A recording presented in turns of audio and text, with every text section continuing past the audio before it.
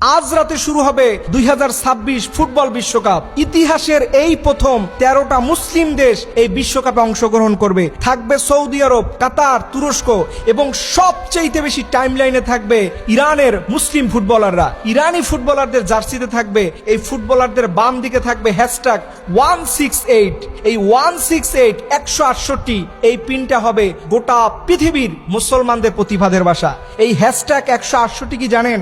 এই যে ইরানের মিনাব স্কুলে আমার ছোট্ট ছোট্ট কলিজার টুকরা সন্তান যারা 168 জনকে এই মিনাব স্কুলে এই জালিমরা শেষ করে শহীদ করেছে, এর প্রতিবাদ স্বরূপ ইরানের মুসলিম ফুটবলাররা এই ব্যাচ পড়বে।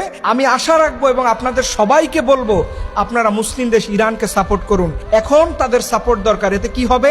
এক নাম্বার হচ্ছে তাদের দেশের ভাবমূর্তি বৃদ্ধি পাবে, কারণ ওরা চায় ইরানকে নেগেটিভলি অন্য দেশের সামনে উপস্থাপন করতে।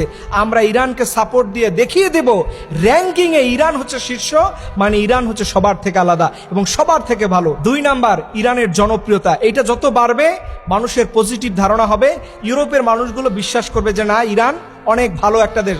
3 নাম্বার হচ্ছে ইরানি ফুটবলারদের মানসিক শক্তি। এই মুহূর্তে তাদের মানসিক শক্তি থাকলে তারা ভালো পারফরমেন্স করবে। আপনারা জানেন ইরানের কোনো সমর্থকরে স্টেডিয়ামের মধ্যে ঢুকতে দেওয়া হবে না, তাদের দেশে ফ্ল্যাগ ব্যবহার করতে দেওয়া হবে না। এমন কোনো জুলুম নাই যে সেটা করা হচ্ছে না। এর জন্য আমি বলবো, এই যে 168 এই যে প্রতিবাদের ঝড় উঠেছে গোটা পৃথিবীতে, মুসলমানরা এই প্রতিবাদ সারা পৃথিবীতে ছড়িয়ে দিতে হবে। এই 168 আমাদের নতুন করে জানান দিতে হবে যে মানবতার মুখোশধারীরা, এই ট্রাম্প বাহিনীরা, এরা কখনো ভালো মানুষ নয়। এদের মুখোশের আড়ালে লুকিয়ে আছে আমার ছোট্ট ছোট্ট 168টা জান্নাতি ফুল। এইটা সারা পৃথিবীর সামনে মেসেজ দিতে হবে। কারণ মুসলমানদের উচিত হচ্ছে যেখানে সুযোগ পাবে সেখানেই তারা প্রতিবাদের ভাষা তুলে ধরবে এবং গোটা পৃথিবীর সামনে এই মানুষ রূপে অমানুষদের মুখ উন্মোচন করে দিতে হবে। এবং আমি আরো বলবো, ব্রাজিল এবং আর্জেন্টিনার জার্সি আপনি না গায়ে দিয়ে, পতাকা না উড়াইয়া এই টাকাটা আপনি মসজিদে দান করেন, ওর চাইতে হাজার হাজার কোটি গুণ সওয়াব বেশি পাবেন এবং এর উসিলা আপনি জান্নাতেও যেতে পারবেন। এর জন্য জালিমদের সাপোর্ট করেন না, মুসলমানদের পক্ষে থাকেন। কারণ পৃথিবীর সব মুসলমানরাই ভাই ভাই। আমরা আমাদের ইরানি ভাইদের পক্ষে থাকবো।